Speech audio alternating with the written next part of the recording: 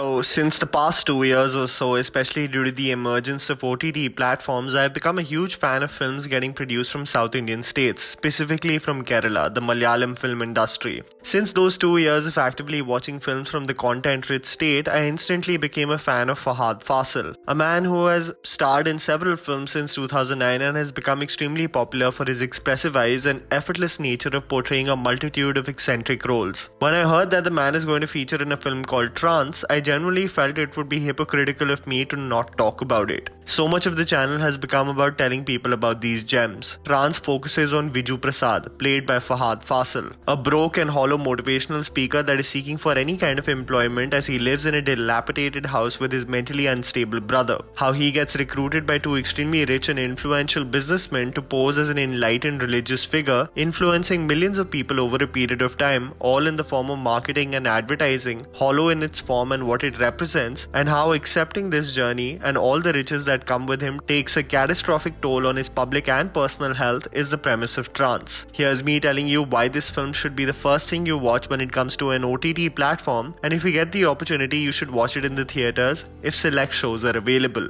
See, before I completely become a fanboy over the industry, the film and what it provided to me as a theater movie-going experience, I also have to talk about two key aspects that led to its intended impact definitely getting dampened. The film, in its second half, shifts towards the esoteric route, something that especially for a pan-Indian appeal is a big risk. Esoteric in simpler terms is that storytelling which is done through unique visuals and analogies which only a small audience finds digestible and enjoyable in a film. यार वो चीज़ जो सोचने पे मजबूर कर दे ना, वही. Something majority Indian audiences are not used to, so definitely a striking shift will be noticed in the second half in terms of little dialogues between characters, a lot of use of background score with breathtaking visuals, a lot of internal processing by characters, जैसे intellectuals बोलते हैं, nuance, with subtle features saying so much more.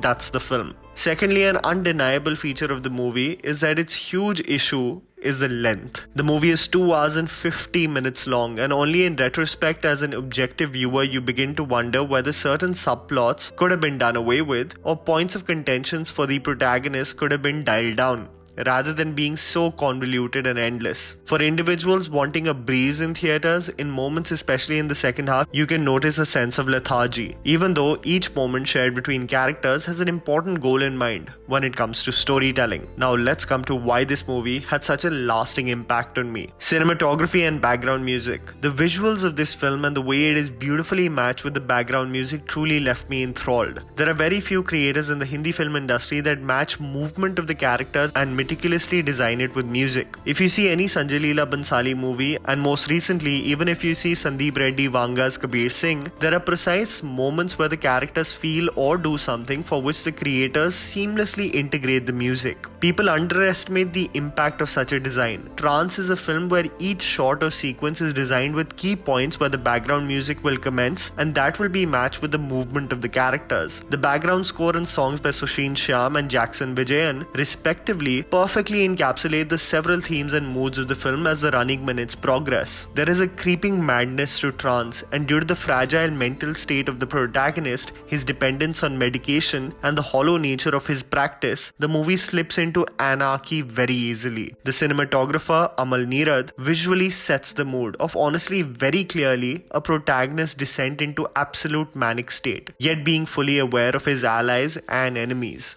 Minimalism and effectiveness. The beauty of the Malayalam film industry that I have noticed after watching several films is that the intention of the creator is not to lay out all the information for you. The characters will not precisely tell you where they are from, why they are the way they are, but in such an impressive fashion provides you everything you need to know without saying it. From characters' behavioral patterns, flashbacks that say so much, and Easter eggs and hints provided throughout the film, you realize this is why over the last 5 years the entire world is raving about this industry. This is filmmaking at its finest. Character traits that are communicated through actions and dialogues rather than shouting it out to viewers. more than the surface. I also have to provide you more context that this film beautifully provides you much more than is presented on the surface. So it does provide for a very interactive movie-going experience of what ifs, and did that actually happen? Now, how many times can you say the same thing for any of the most popular movies? Especially in the second half, you can correlate the mood to be that of iconic films like Requiem for a Dream or Fear and Loathing in Las Vegas. It was absolutely mesmerizing to witness how several features of the film in the eyes of the protagonist could have easily been much more or absolutely nothing. The ensemble cast and the hero, Fahadh Faasil.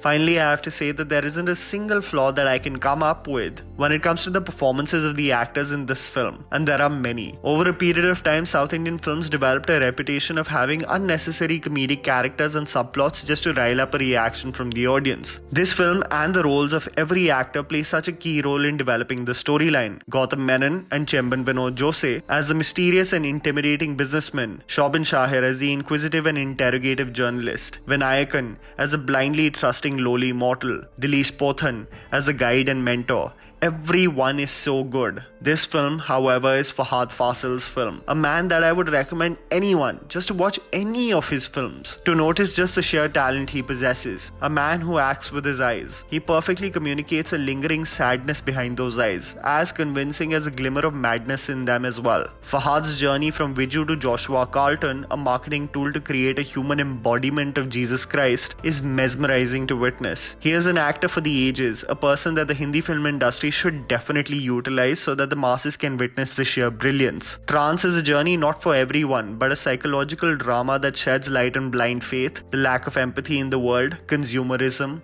posturing, mental health, the pandemic of substance abuse, the impressionable formative years and its effect in adulthood, and the degradation of the human condition. It will inevitably transfix you and make you laud the efforts of mainstream Malayalam actors taking up such diverse and compelling stories. And that was the video, guys. Write down in the comments below if you're excited to watch Trance or you've seen it already. Please don't forget to follow me on Instagram. The handle's right in front of you. Follow me at JammyPants4. Also, please support us by smashing the like button and subscribing to our channel for weekly content ahead. Thank you for watching.